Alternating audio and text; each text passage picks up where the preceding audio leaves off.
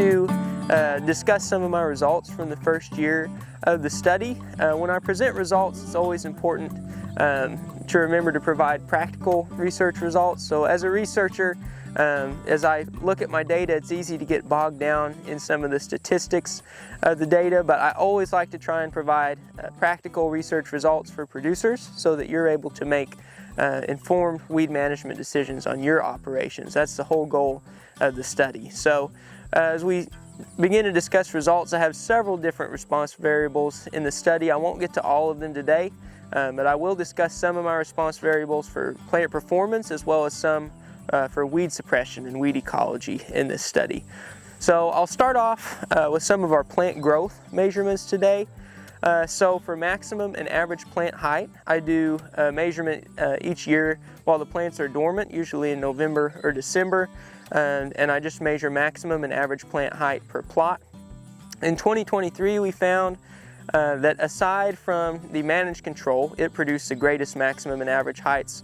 The wood chip mulch, woven fabric, and herbicide treatments presented the greatest maximum and average heights in that order. And each of those was not significantly different from the managed control. So that is important from a statistical standpoint. We find that those are performing very well because they're not significantly different from our managed control. They perform very well in that sense. And as I present these results, I should mention, so I'm presenting across both sites. So this is for the Harff Farm and the Southwest Reek combined. This is an average between the two. Another area that we like to look at in this study is phenology, so seeing when our elderberry plants are entering different developmental phases. For this study, we've looked at bud break, so when are our plants showing 2 to 3 millimeters of actively growing tissue on their buds. That usually begins around mid-February. We're also looking at peak flowering as well as peak fruit ripening. So in 2023, there was no significant difference between treatments. Our weed management treatments had no influence on phenology. However, when I added the 2024 data for phenology, I found that bud break still had no significant influence from treatment, but I did find that flowering was influenced by treatment. So our dates of 50% flowering were affected by weed management treatment. I found that the unmanaged control and the cover crop treatment flowered about 3 days later on average from the other treatments. So the others were in a pretty tight cluster, and then the unmanaged and cover crop treatments flowered later. I'd say that that vegetation in those treatments may have an influence on soil temperature, and that could be affecting when our elderberries are flowering. So that's not a huge difference. It might not be something that would, have a huge effect on your choice in weed management, but I do think it's important to consider that there is an effect there in terms of flowering. I don't have my data for 2024 peak fruit ripening, but I expect that we'll see a fairly similar trend there, that we'll find no effect in peak fruit ripening as a result of treatment.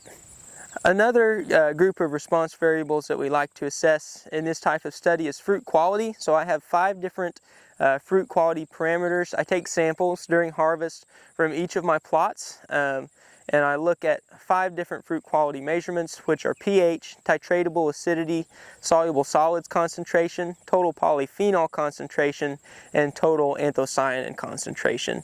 When it comes to making a value-added product, the acidity of your product, so the pH and the titratable acidity, as well as the sugar content, which is the soluble solids concentration, is very important, especially if you're working with a raw juice and you're hoping to turn it into a value-added product. You need to have an idea of what those measurements might be, because those are relevant when it comes to producing a product.